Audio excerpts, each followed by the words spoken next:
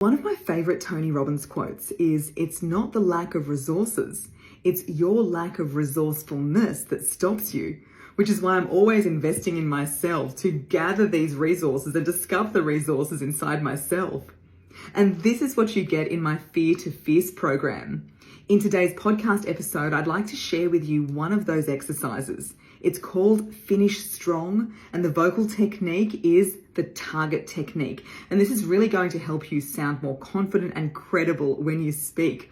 Because if our voice always goes up at the end of every phrase, then our credibility and our confidence and our being taken seriously will float up into the ether instead of, boom, being heard.